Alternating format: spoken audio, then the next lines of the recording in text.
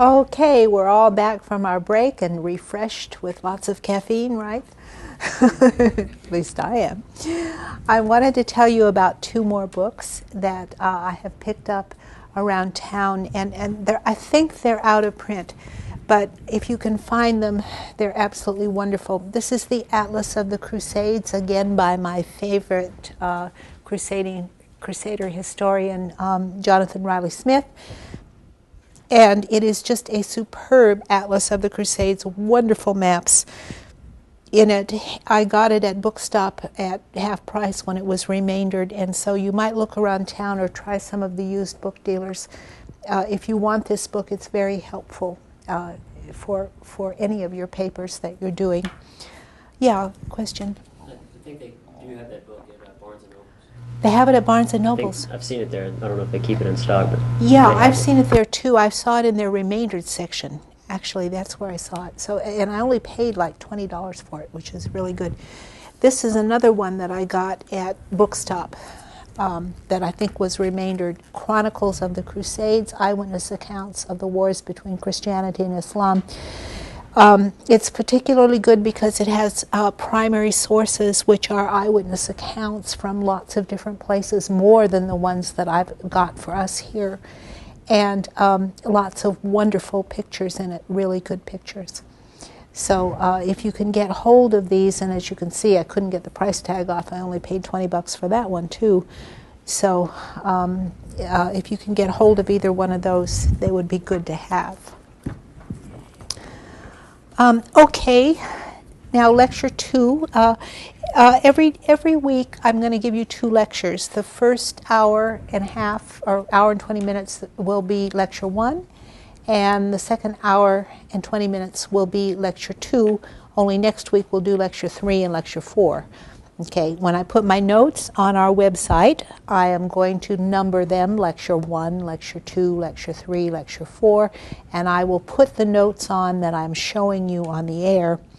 And what I'll just do is save them as an HTML and load them on the website. So you'll have those notes that you can go back and look at. And I'll try to, keep it straight in my mind and number them correctly so you can correlate them with the lectures. Okay, and one more announcement I want to make is that our TA Joni has volunteered to look up all the journals she can find for that you might be able to use, and put a list of them on the website so that these will be a suggestion of journals that you can look at to find the latest news on the latest articles in this field. So thanks, Joni, we appreciate it. Okay. The background, Europe in the year 1000. What was Europe like? What were the conditions in Europe that led to the explosion outside of Europe of the Crusades? Okay. Going back very briefly in time, you can recall the condition of Europe. The Roman Empire dominated the Mediterranean Sea and Europe for several hundred years, really up to about 500 AD. And the so-called fall of the Roman Empire, we won't get into, but it didn't really fall. I mean, the barbarians didn't overrun it and kill the Roman Empire or anything like that. One of the important things is that Rome was settled in France. Rome imbued France with its culture for a long time, for 500 years, so that France and Spain were both very Romanized. And of course Italy was too, because that's where Rome was. But the Roman Empire dominated until about 500, and then it shrunk. It didn't really fall. It kind of withdrew back to its Greek origins, and this is the Byzantine or Eastern Empire, and Europe was kind of abandoned and left to its own devices. So this is the Mediterranean world up to about 550, roughly that time. Okay, in the late 500s is when Muhammad lived in Arabia. Notice that Arabia is outside the sphere of the Roman Empire. It was a desert and outside the domains of the Roman Empire. France, meanwhile, let's go back to France for a moment, and then we'll go back to Islam. But France was not a unified area. It was unified under the Romans as the province of Gaul, which was really divided into two Gauls, Nearer Gaul and Farther Gaul. And under the Germans, it was really broken up into a number of different states. Here are the most important ones: Aquitaine. This area here is Aquitaine, Burgundy, Neustria, and Austria. And so that is essentially what was later to become France. Germany was likewise quite fragmented. The Saxons dominated this area. The Thuringians were here. The Bavarians were here. The Alemanni, from which Germany takes its name, is here. Italy was not as unified as it really appears on this map. Nor was Spain. Spain, of course, was under the rule of the Visigoths, who had conquered that area. These are the Franks, these are the Germans, these are the Visigoths. Brittany was populated by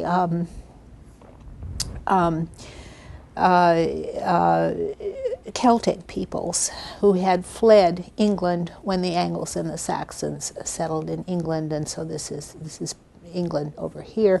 Flanders, I forgot to color in Flanders, but Flanders is yet another region that is separate.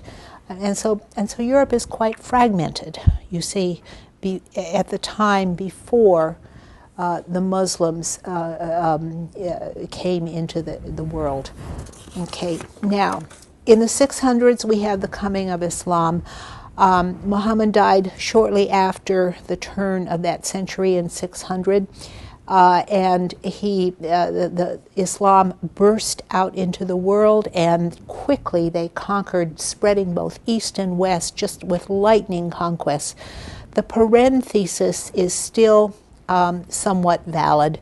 Paren's statement was that without Muhammad there would have been no Charlemagne, that it was Islam that in effect created a response in Europe, which was to unify under a great leader, Charlemagne, and really create the European civilization.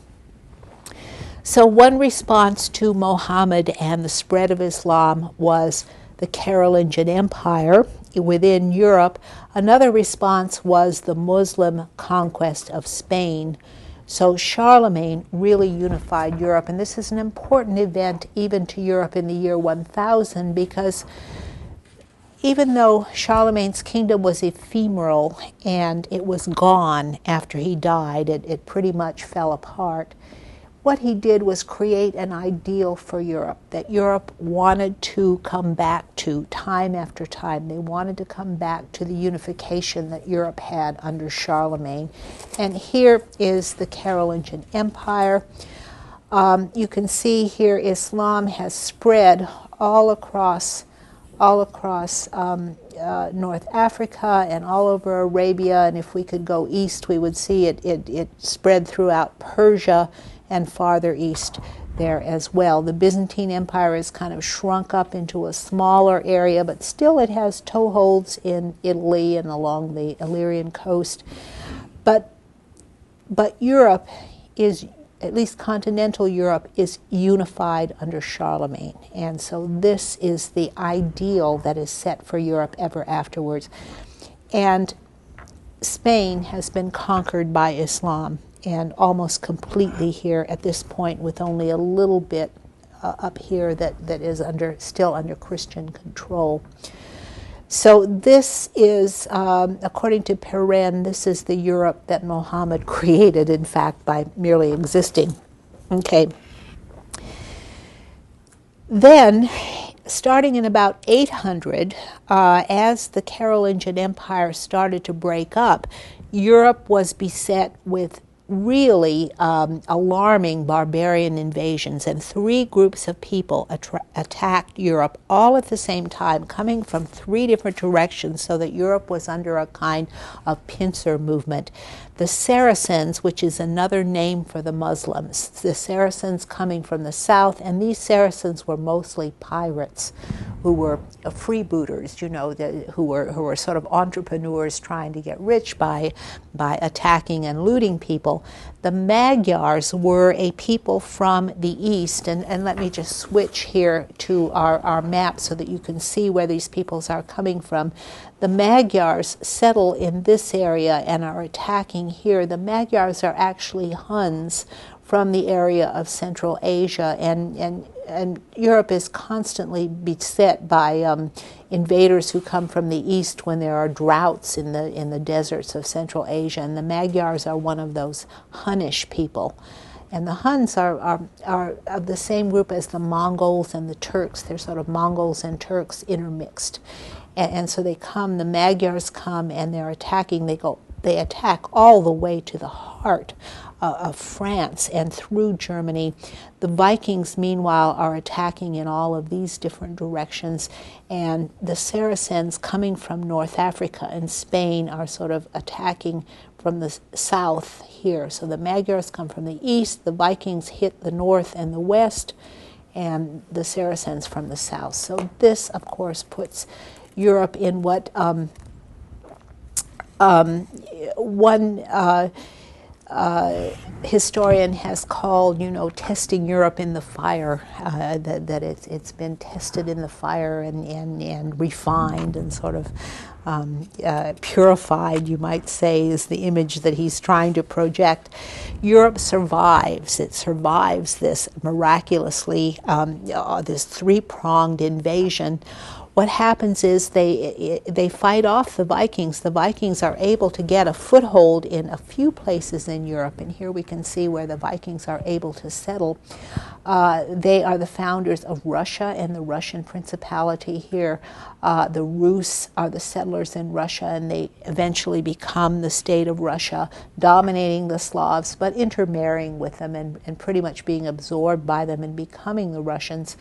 Here is their area of origin, the Norway and Sweden and Denmark, and we have their enclaves. The places where they settle are Normandy is one of the main ones where they settle, but that's the only place in continental Europe that they're able to really get a foothold. Also in Frisia, they sort of settle and are repelled, but they have a big impact in Frisia. They also in Brittany.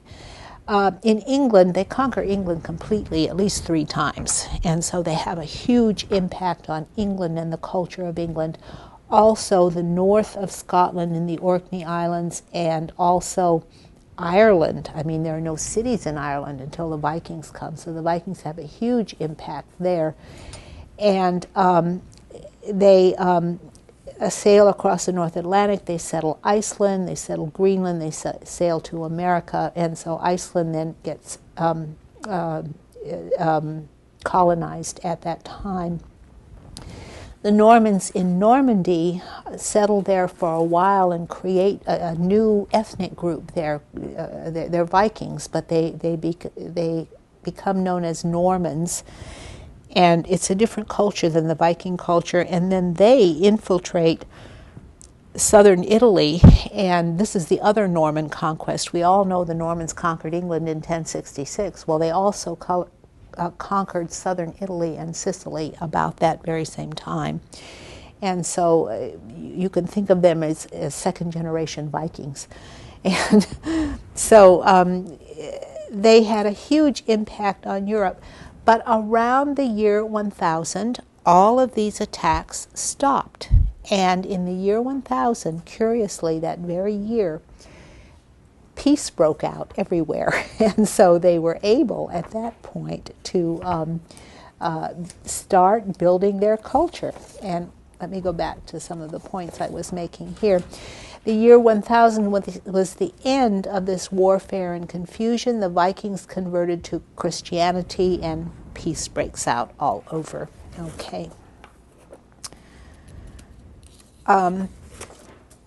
In the year 1000, Europe really took hold, and what happened in Europe is what has been called an economic takeoff. Do we have any economists here? Anybody majoring in economics here?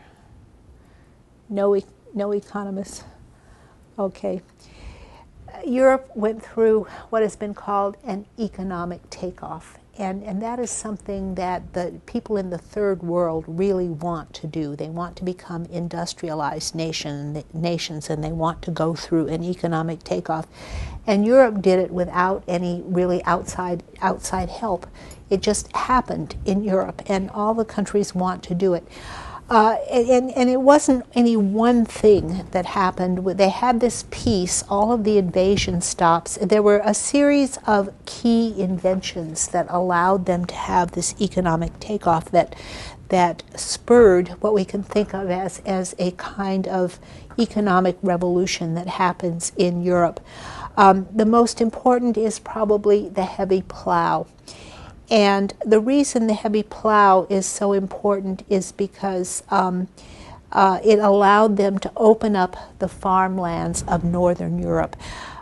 Southern Europe could be cultivated. The Romans cultivated it with just a stick plow, which was simply a stick that you sort of drag through the ground and make a line and then plant your seeds in it. And so that was enough for the light sandy soils of Southern Europe and around the Mediterranean. But the soils of Northern Europe, Northern France and Germany and Scandinavia and also England, parts of England, that is heavy sod-like soil. It's heavy and wet and thick and clay and damp, and the stick plow won't even make a dent in it.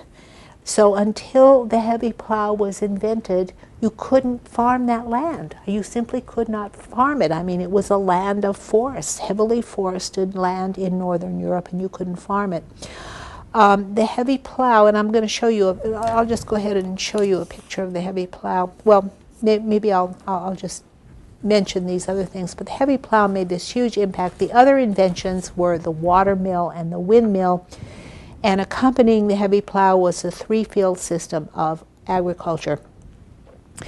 At this time in Europe, according to the historian Jean Gimpel, Europe underwent an industrial revolution, what he calls the Industrial Revolution of the Middle Ages. And the full title of his book is The Medieval Machine. And what he argues in it is that powered by the water mill, that we had a real industrial revolution going on here, that replacing the muscles of animals and men was the energy and power of water, which would power the water mill.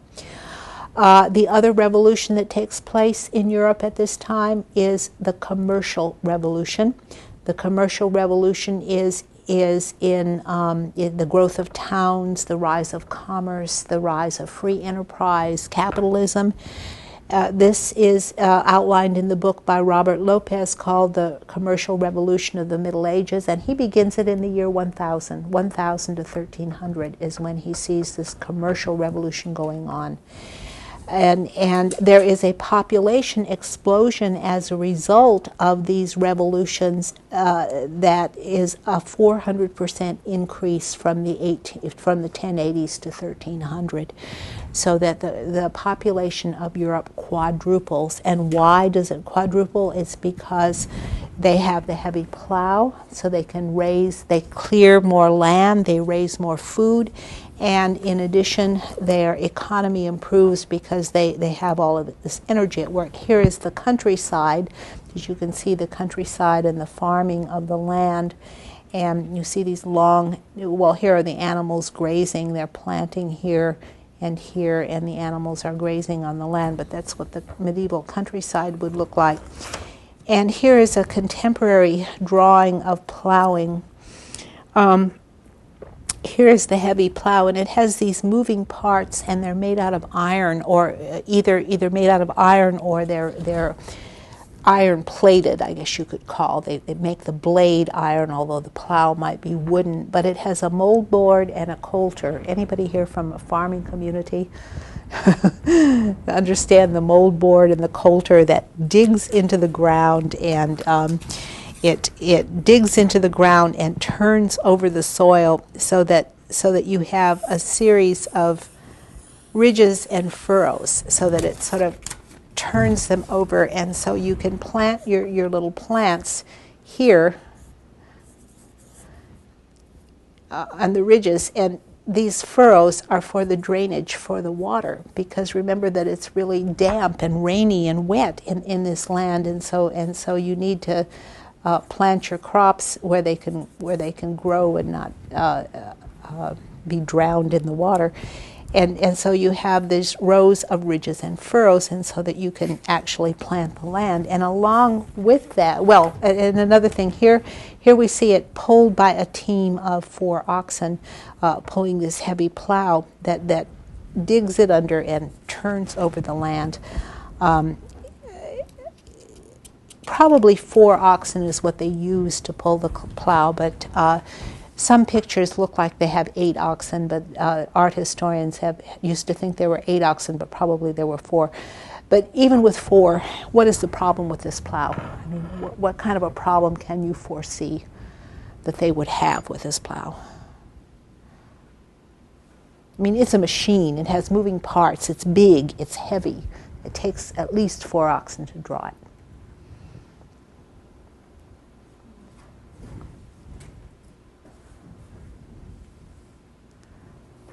What? Is it repairable? If it breaks, can they fix it? How do they take it out of the field? Yeah, they can fix it. It's a very valuable item. Yeah, they can fix it. How are you going to turn it around? I mean, that's going to be the problem, right? Because it's so big and it's so heavy, and you have all those oxen that you can't turn it around very easily. And so what happens is they work out a system where they work 12 hours a day, okay? They leave home at 6 a.m. and they plow in a straight line until noon. They eat lunch, they turn around, and they plow back the other way until night, okay? So that means that instead of having the kind of even square fields that the Romans had, they're going to have long, narrow fields, okay? So that we can see through aerial photographs exactly what areas were plowed with the heavy plow and cultivated with this new instrument in Northern Europe. And it is all in Northern Europe. Here are some more pictures. Here is a Saxon ox plow showing the mold board, and this is the coulter, I think, and this is the mold board, but that they move and they turn the ground upside down. This is a Saxon picture, and some people think that the Vikings spread this plow through that area of Northern Europe, which would be interesting if they did. And here it is pulled by horses, and you can see how big that plow is. But once they invent the horse collar, then horses are stronger than oxen and have more stamina, and so they can plow more efficiently. So that also helped them with the economic revolution and, in fact, the agricultural revolution. Here's another revolution that takes place around the year 1000, because accompanying the heavy plow is a new 3-field system of planting. This is the old Roman 2-field system. You would take your land, and they're basically square fields, and you plant half of it and you let the other half lie fallow. And so in the Roman system of farming, you're only planting half your land every year. Here is the medieval 3-field system, and it's not only because of the heavy plow, it's also because it's in Northern Europe with a different climate that they can do this. But what they do is divide their fields into 3 sections. And in one section, they plant the spring crops, which would be legumes, peas and beans and clover and things of that sort. What are the advantages of those crops? Yeah. They could feed the animals in the winter, like Yeah. the oxen and the horses and whatever. They would have something to store. But how about people eating these peas and beans? What? Yeah. I think that they keep for a long time. They do. They do. Okay, they store them for a long time, but any nutritionists here? What kind of nutrition? Protein. Protein, good. Yeah, these are protein crops that are increase the amount of protein they have, because the peasants, of course, don't eat meat. And the peasants, they would not kill their chickens, they eat eggs. And they don't kill their cows because they get milk from the cows, and so they don't get a lot of meat, and the lords won't let them fish in their fish ponds or hunt in their forests, so that this is another source of proteins, especially for the peasants. What about these peas and beans, legumes, these kind of crops? Anybody a gardener here? What do they do? What do they do to the soil? They reintroduce nitrogen and other nutrients into the soil. Yeah, okay, so you're enriching the land by planting these new spring crops. Here, oats are another thing they grow, which is very good for nourishing horses, and so to feed the horses.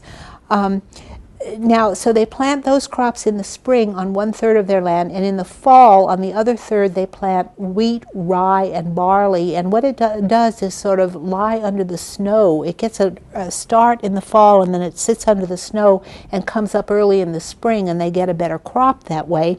So here we have the fall crops, and then they let this other land lie fallow, and they graze their animals on it, so it gets fertilized with the animals, and then they rotate these crops. The Romans rotated too, but they rotate these crops, but it gets fertilized twice, with the spring crops and with the fall crops, and you're planting 2/3 instead of half your land, and so they're growing more. So here they're land clearance and growing more crops and raising more food per acre of land. And so you had this huge surplus of food. That's why the population increases 400%. And it's also going to have a lot of impact on everybody, that they're clearing lands and growing a lot more food, an impact on the economy. Okay, here are these fields. I told you they have long, narrow fields, and this is the manor of Lower Hayford in Oxfordshire, and you can see all these lands, and the names of each owner is written on it. Each of the peasants on the farm has this long, narrow field, and then the lord, of course, has certain ones of these too, but everybody divides up their lands.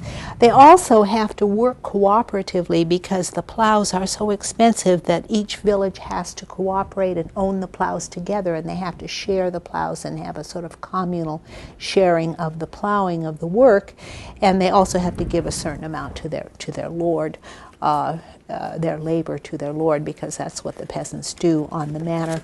But here is a very prosperous barnyard with all the animals there, and the peasants working in the woods and in the fields and chopping down trees and harrowing the ground, and all their horses.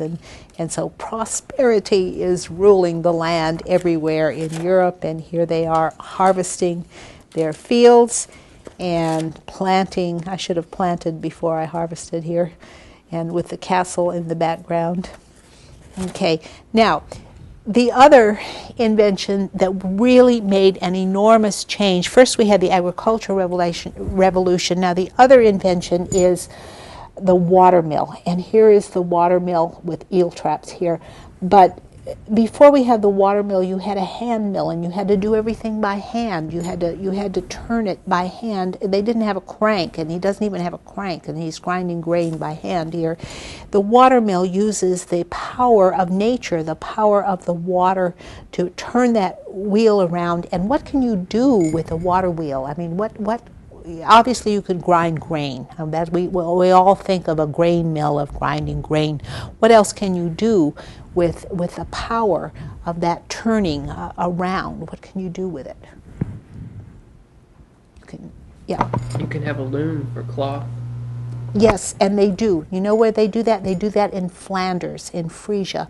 And Flanders becomes an urban manufacturing area very early, this time after the year 1000, and they use it to process cloth. They use it not only to weave, but they also use it to full cloth, which means they sort of pound it, they soak it and pound it. You can use that with leather too, to soak and pound leather. You can convert that round motion to a back and forth motion. You can saw wood, so they have lumber mills. They build lumber mills and they do that. You can also use it to pump water out of mines. You can use it, I mean, it's a power thing. I mean, that's what they've got, is this power, and so they're able to do it. There's only one drawback to the water mill, and I mean, you know, they pop up all over. Every farm, every manor house has a water mill, but what is the drawback of a water mill? It's free power that you're getting from nature. What?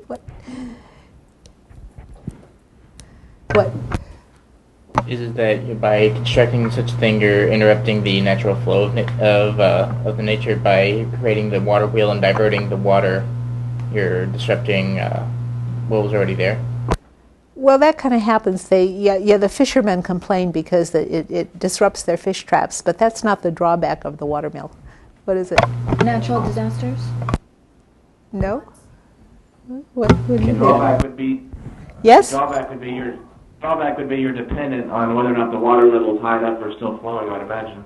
Yeah, you're dependent on the water still flowing. You're almost getting there. You have to have a stream or a river on your land, or you can't have a water mill. But and unless you have a tidal mill, if you can build a water wheel in the tide, so the tide can do it. So you can only have the power source if your land is on the water, right? And then if in northern Europe in the winter the streams freeze, right? So you can't use it in the winter because they freeze and you can't use it.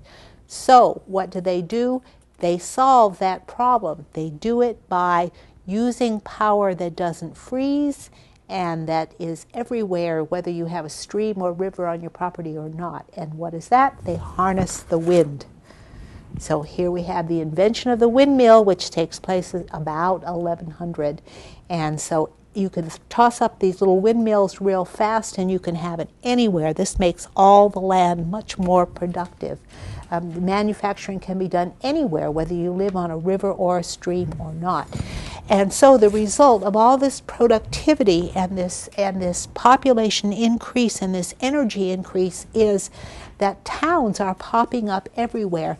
The population is increasing and people are gathering around castles and they gather around monasteries and they gather around trading ports, any place on the river, and towns are growing and cities are growing, and banking institutions to handle the surplus of the money that is being created by all these goods that are created. Local trade starts and then it becomes international trade, largely building on the old Viking trade routes which established them, and they revived the old trade routes in the Mediterranean.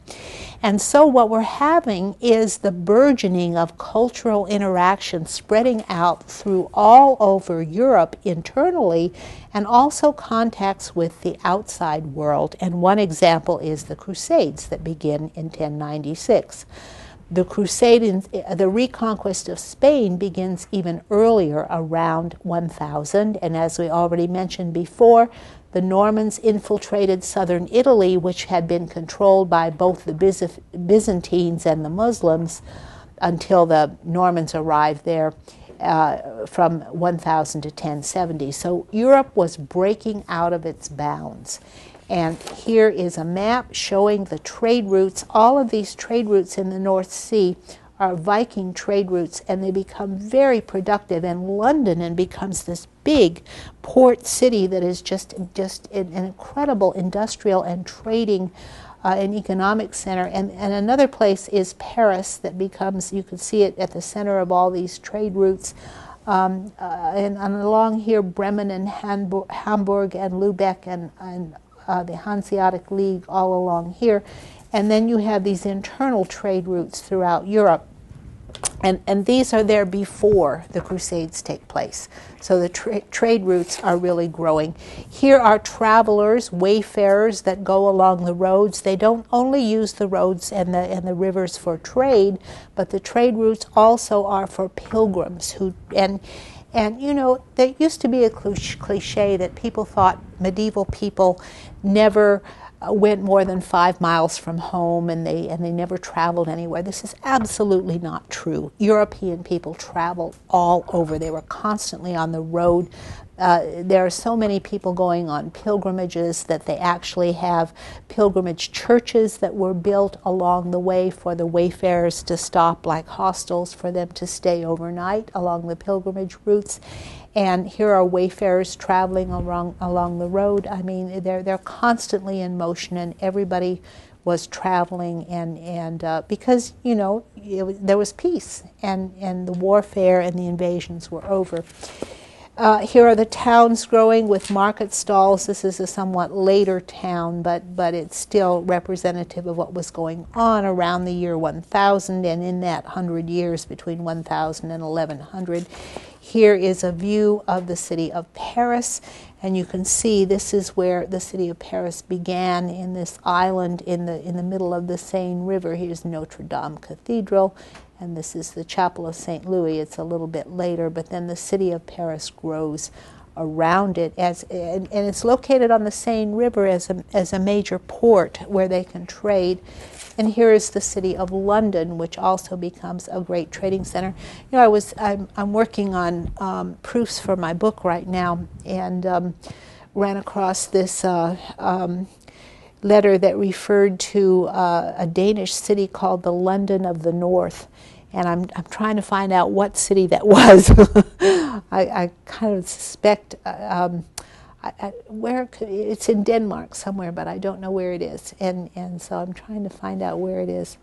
Anyway, so I mean, there are lots of big cities growing everywhere. The little towns are growing into big cities. And here's London, which of course is a major city. In Germany, the towns are growing. Here is the town of Heidelberg as it grows around the castle, which is a very common pattern, growing around a castle or a monastery. There's also a building boom, because they have lots of money to spend, and they have lots of surplus labor because they're growing surplus food, and they have extra labor that's at hand, and so they start building big churches. All of a sudden you see churches rising everywhere. This is one of those pilgrimage churches along the pilgrimage route Saint Sernin at Toulouse in southern France, on the road to Compostela, St. James at Compostela. And they're building churches just everywhere. They're just, and one chronicler, Ralph of Glaber, just says, it's just incredible. The whole world is being born anew, and all the cities are robing themselves with a white mantle of churches. I mean, he's just so amazed that every town and village and city is building a church. And the other amazing thing about all these churches is they're all different. You go to every city, and these churches that are popping up, I mean, this is a huge one, and you can see it. Now look at this one that's in Italy, how different it is, the architecture is, and this is true of all the cities of Europe, that they're experimenting with architectural design, and they're trying out new ways of using the old Roman forms and new combinations and new ways of building their buildings.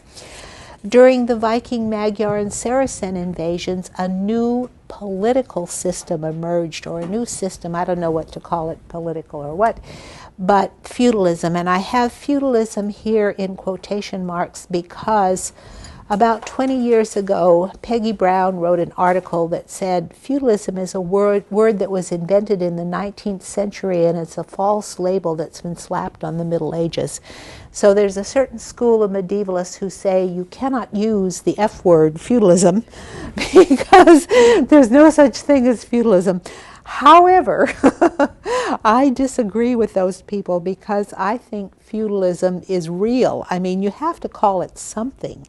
It is a system in which a vassal does homage and fealty to a lord, and the lord then might grant to his vassal fiefs, which would consist of a manor house. A manor is a sort of system where you have a manor house that the lord lives in with peasants attached to it and farm fields and all the buildings, the blacksmith and the weavers and the looms, and it's a self-sufficient system. A manor house is a self-sufficient farming enterprise, and what the vassal does is collect the rents and the income and the surplus of the manor. The lords would have manors too, and the vassals, if the lords grant the vassals a number of manors, maybe 20, then that vassal would grant some of his manors to another vassal, and that vassal would become a lord himself. You see how the system works?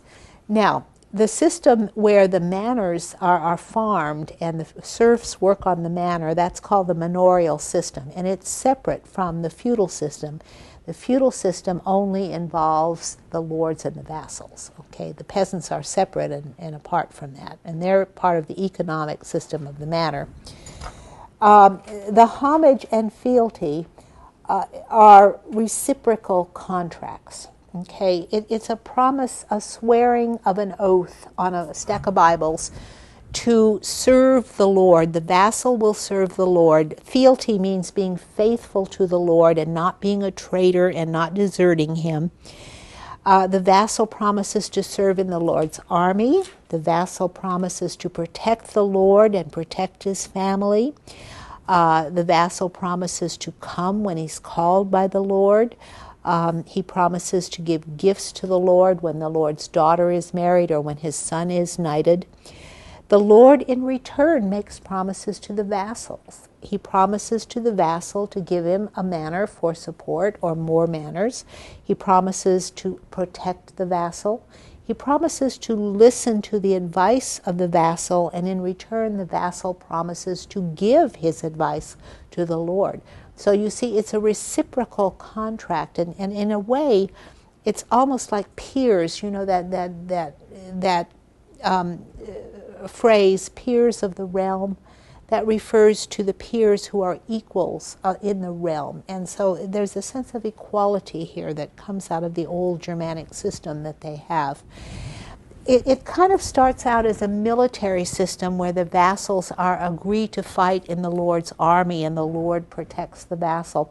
But it's also a judicial system because with the lack of a centralized government and a sort of state justice, it is the Lord who renders the justice. And so if the vassal offends the Lord or is treasonous, treason is the worst crime you can commit, which is to break your faith to the Lord and work for his enemy, fight for his enemy. Treason is the worst thing you can do. And if you commit treason, you come before the Lord's court. And the Lord's court consists of him calling a meeting of all his vassals. And so you have a kind of the court, the Lord presides, all the vassals are there and they act as a kind of jury to judge, and then the vassal who has offended comes up and makes his case before that court. And if the court finds him guilty, then he has to forfeit all of the manors that he might have been given, the fiefs he might have been given by the Lord. And so he's deceased of those fiefs. So it's a judicial system. Justice is rendered in the Lord's court. It's also a political system because the Lord has control of all those areas, those territories that the manors are in, and the Lord is ruling in a political way with the advice of his barons. His barons serve as a kind of counsel to him, advising him. So this is, I've given you a real thumbnail sketch and a pretty clean sketch of how it works in theory. In reality, it was much messier. You know, for example, a vassal might get manors from two different lords. And so which one is his lord? You know, if the two lords go to war with each other, which one does the vassal fight for?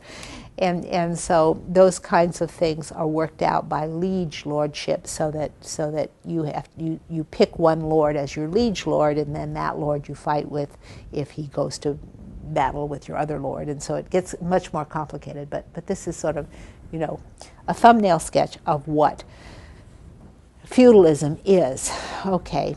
And homage is swearing that you will become the man of your lord. Fealty is that you will be loyal to your lord. You will be faithful. Along with this feudal system is castle building, and castle building is a major, major component of the new kind of system that emerges from the period of warfare and chaos of the Viking invasions. Castle building is important because it's with castles that they control the territory and the countryside. What does the word castle mean? Does anybody know the Latin roots of castle?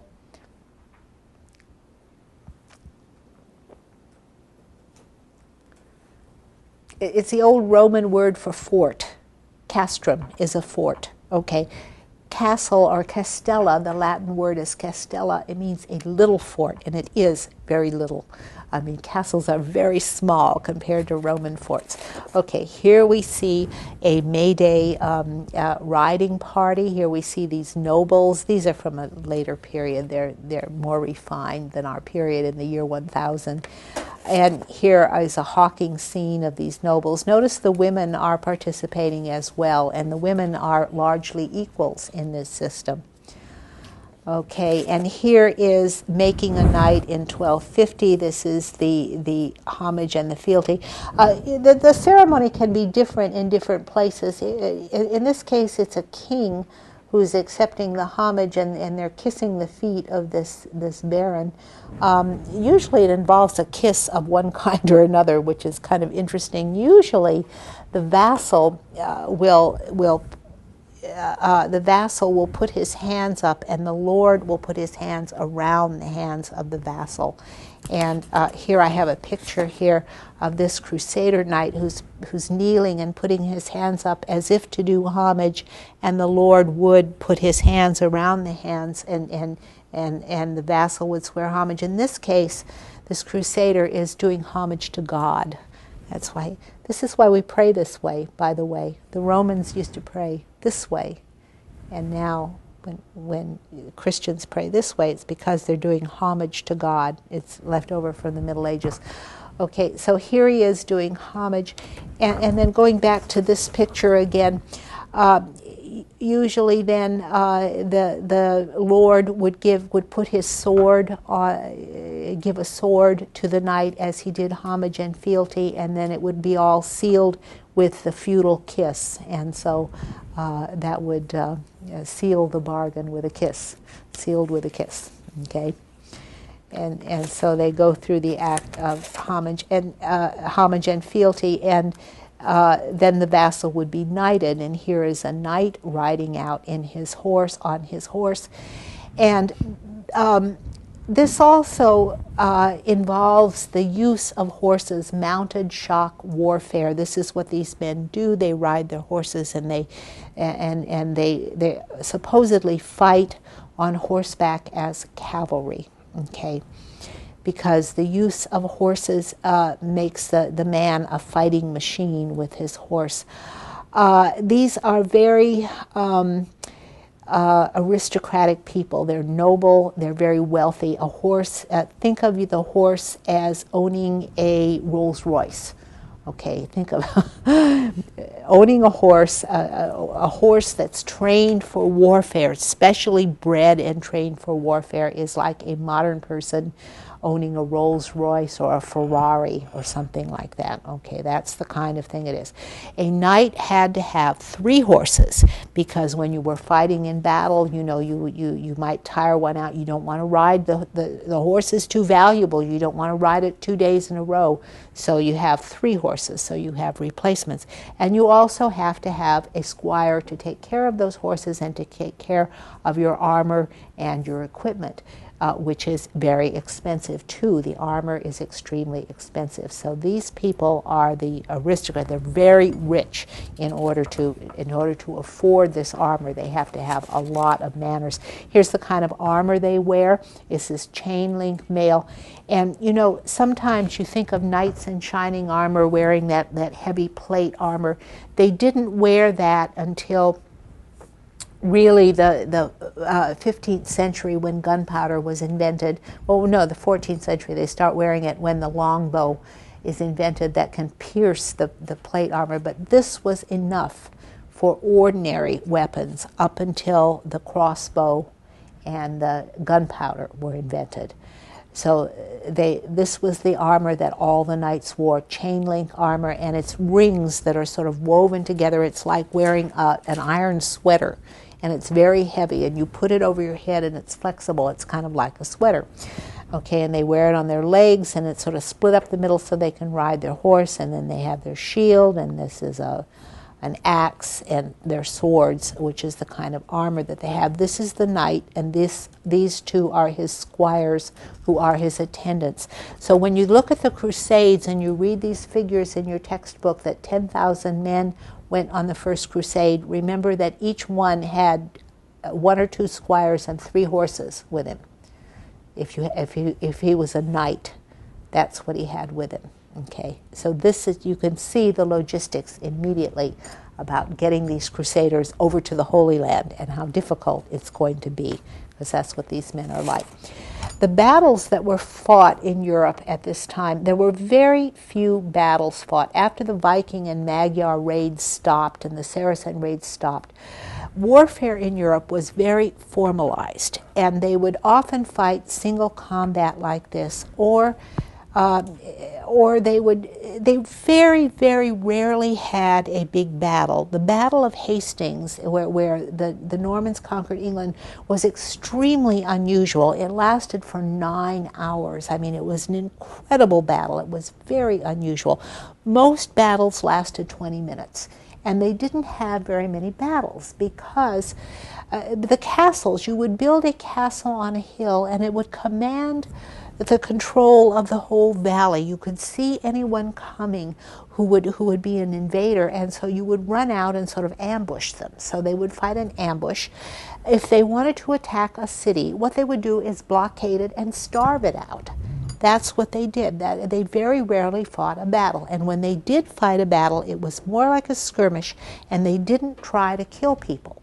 Okay, the point was not to kill people. The point was to take them captive, take all of their armor and their horses as loot, and hold them for ransom and get money.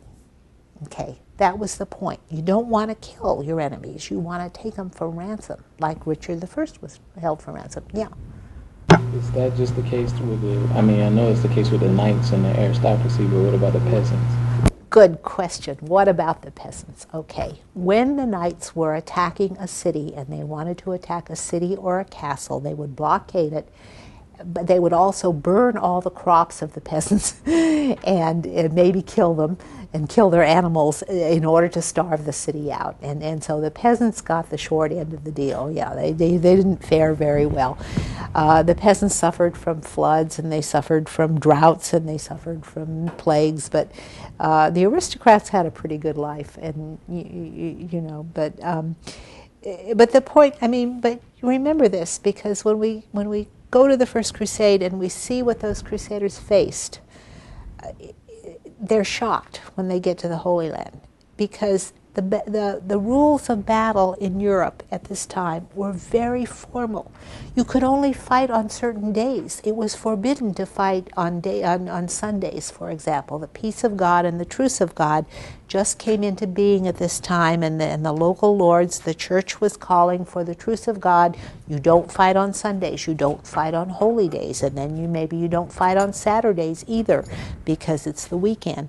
And so you could only fight on certain days, and when you fight, you don't kill people, you take them captive for ransom.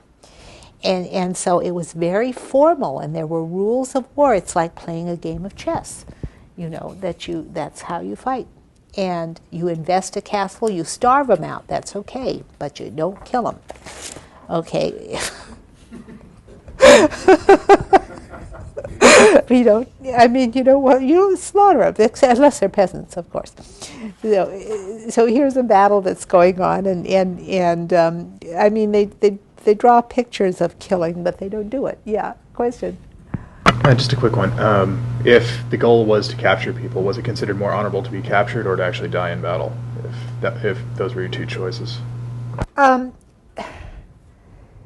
It was, I mean, it was bad to be either one, but it was better to be ransomed and live than it was to be killed. I mean, but, people would be killed. There would be battles when people were killed, and I can think of some, but they weren't desirable, and they sort of stopped doing it. They realized that it's not good to just kill everybody, that it's much better to hold them for ransom and make some money. They're very practical.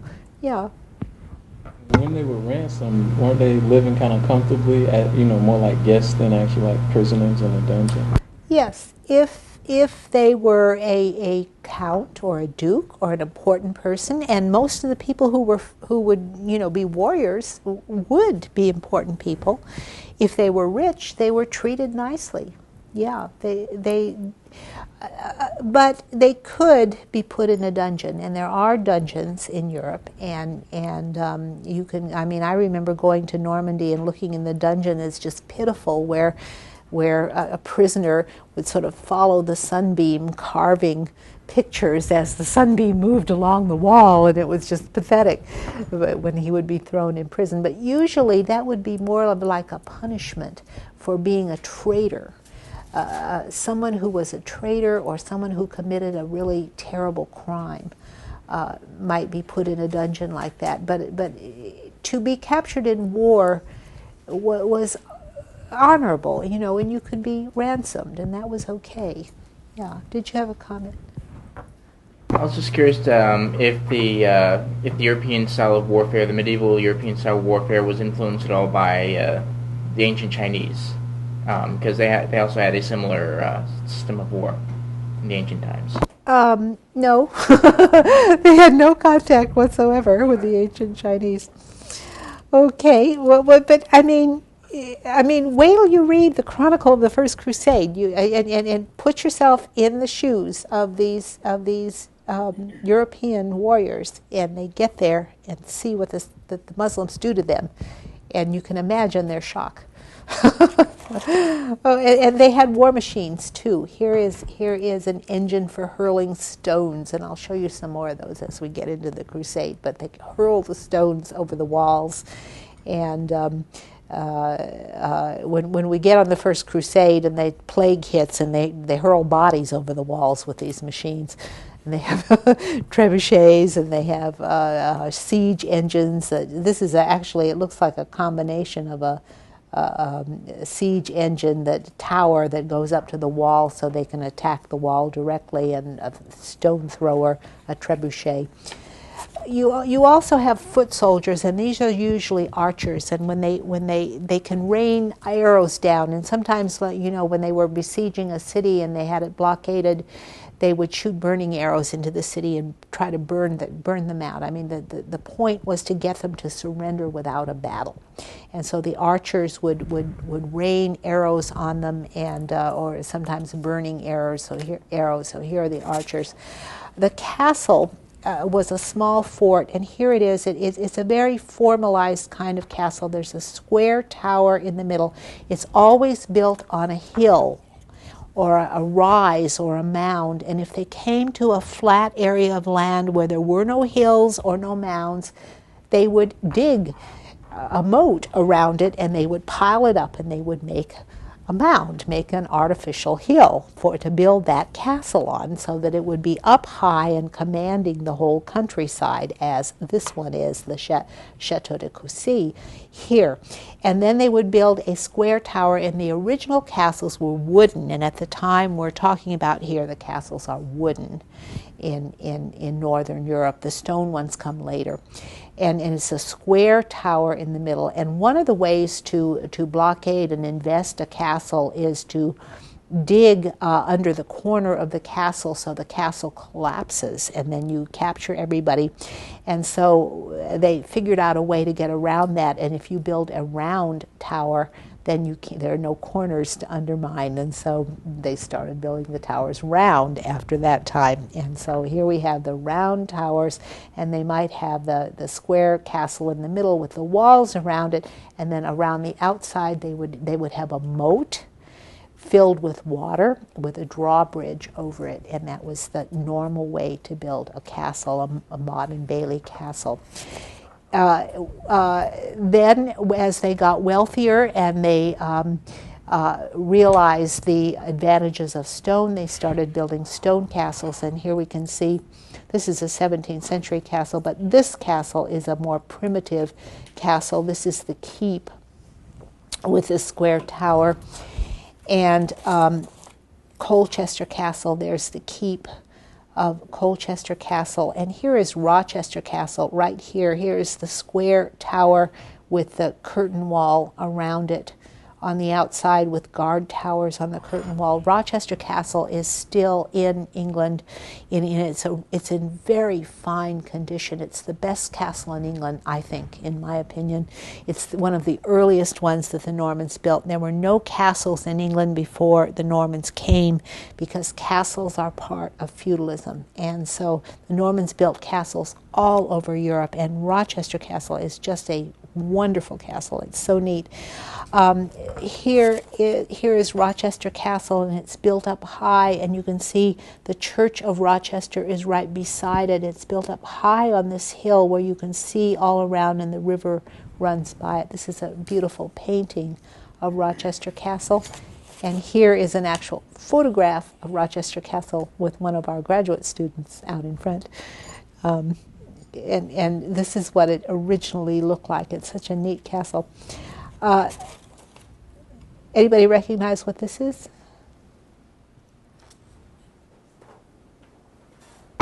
Tower of London. Tower of London, yeah, well, you've read it.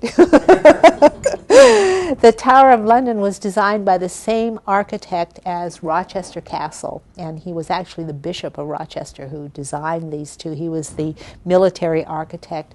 And the White Tower is still in London, the Tower of London. It's been ruined by restoration. You know, they spoiled it. But here is the chapel inside of it, that William the Conqueror's chapel inside the White Tower, that is pristine. I mean, that is untouched. That's the way the Normans actually built it. It's a beautiful, beautiful little room inside the White Tower, one of the few authentic things that are left. And this is a great hall in a castle that the nobles used to live in. And they lived very communally. Remember I said that the peasants were quite communal because they had to cooperate and work together with their plows and share their animals and the expense of the plows. Well, the lords lived communally too, and they would live in the great wall of the castle, in the great hall. And notice that there's no fireplace here. Fireplaces had not been invented, so what they did was build a big fire right in the middle of the castle. And if any of you have been to England or northern France or Germany, you know how cold it is there. And so castles were cold and damp and smoky with the fire in the middle, and they all lived together in this great hall. Usually castles were 3 stories high, and in the bottom story you put all the animals. And the grain and the storeroom, and you store stuff in there. And then the middle floor would be this great hall where all the knights and their families would live. Sometimes they had their families with them, sometimes they didn't. But everybody traveled constantly. They didn't live in a place. They traveled from manor to manor to manor, and they would collect all the rents, and then they would go on to the next one. People were constantly moving. And on the top floor would be the Lord's quarters, where he would have that area. Here is inside of a castle. This didn't come out too well, but it's a banquet going on, and the castles are so cold and damp. This is actually a tapestry that's hung on the wall to try to keep the room a little bit warmer. And then here is the feast table with all the nobles having their feast, and notice the little dogs on the table feasting as well. Okay.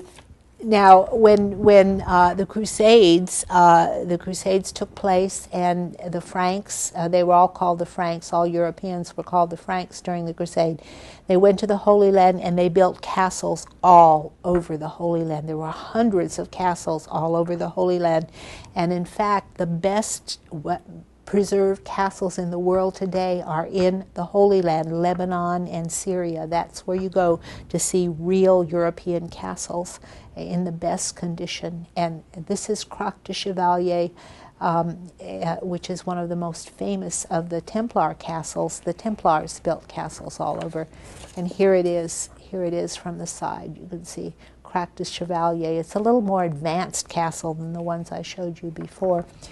Okay, and here is the court of justice where the court is presiding, and there are all his vassals around him who are gathering as the peers of the realm who are to judge the cases together. Out of feudalism came state building. If you take a feudal lord who is the lord of a lot of vassals, and you make him a king, such as William the Conqueror became King of England, then you have the Lord King, and England was organized as a feudal monarchy, and feudal monarchy really begins with Anglo-Norman England, the sort of placing of feudalism and English control in the Norman conquest over all of England. France came later, organizing under Philip Augustus, whose name you should remember from what? The Third Crusade, right? And he's the one who organized France as a feudal monarchy. Germany never organized. I mean, it did briefly with Frederick Barbarossa, but it was plagued with civil wars, largely because of the Pope egging on all the different tribal duchies in the area of Germany. Here are the Normans building their ships for the Norman conquest. Look how Viking they look. And here is England and Normandy as, you really have to think of it as the Anglo-Norman state. This is the Kingdom of England, because the King of England, William the Conqueror, ruled England and Normandy together as one state after the conquest of England. And here are the Normans, who are contemporary to the First Crusade, or a little bit earlier. These Normans are a little earlier. And here is William the Conqueror's realm. As the conqueror expanded it, he had all of England, he had Normandy, he also got control of Maine and Brittany, so he's expanding this Anglo-Norman realm or empire pretty drastically. I mean, the Normans had great ambitions for building up their territory.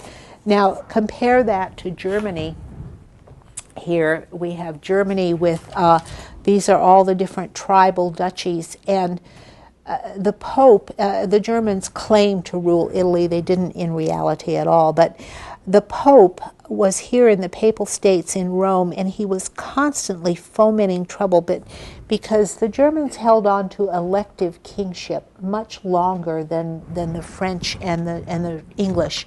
The French and the English had hereditary kingship where the oldest son would inherit pretty early, but the Germans held on to that old Germanic elective kingship where all the vassals elected a lord or a king, and each of the tribal duchies, each of the dukes was eligible to be king. And so what would happen would be the Pope would throw his influence to one rival or another and foment civil war in Germany, which is one of the reasons Germany never unified, and one of the problems that we'll encounter later, but we'll come back to that later. Yeah, question? How did the title of Holy Roman Emperor, was it always passed down, or did it just kind of come and go? There was a lot of quarrel about it. Charlemagne, it sort of originated with Charlemagne. They're trying to recreate Charlemagne's realm, and the Germans, the Ottonian emperors, thought of themselves as Charlemagne's heirs because they did originally come from the Carolingian line, and then a new line started. originally the Pope crowned Charlemagne the emperor, but the Ottonian emperors in Germany proclaimed themselves emperors. And then later the popes claimed that they had the right to name the emperor. And this is part of the quarrel that was going on between the kings of Germany and the popes. The kings of Germany, they may be elected king, but they're not emperor until the Pope crowns them emperor.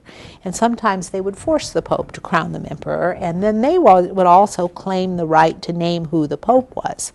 And so, you've got a big political struggle going on between the Holy Roman Emperors and the popes. And this is why Germany didn't unify, because the popes, used their influence as much as they could to lessen the power of the emperor. And I'll get into more of the details of that next week, but we really don't have time. But I will tell you more about that next week, because it's an important reason why the Crusades started.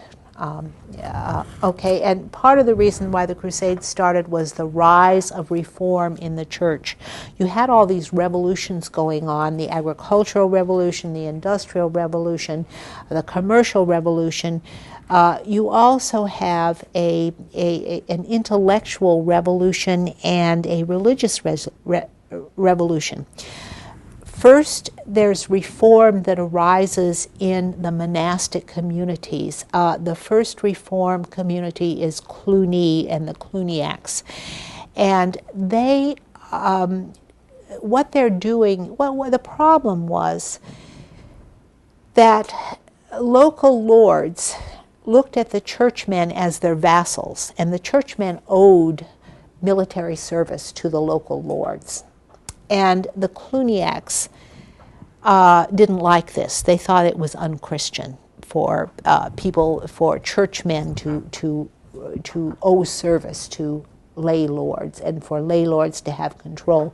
The Cluniacs spread their network. They were the first order, what we can think of as an order, which has a mother house and lots of daughter houses. So the Cluniacs were able to win freedom from any lay overlords and owe allegiance only to the Pope. And what they did was either found daughter houses or take in other monasteries as their daughter houses, and the daughter houses would then get the same freedom as the Abbey of Cluny would have from lay control.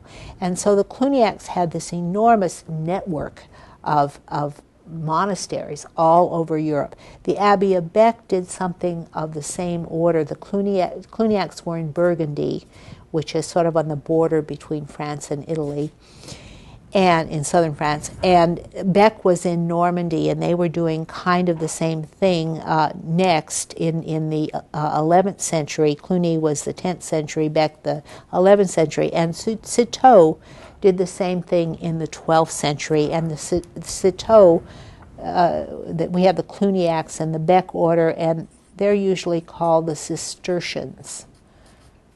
A slightly different twist to that. It's the Cistercian order did the same thing. So they were trying to win their freedom from lay control.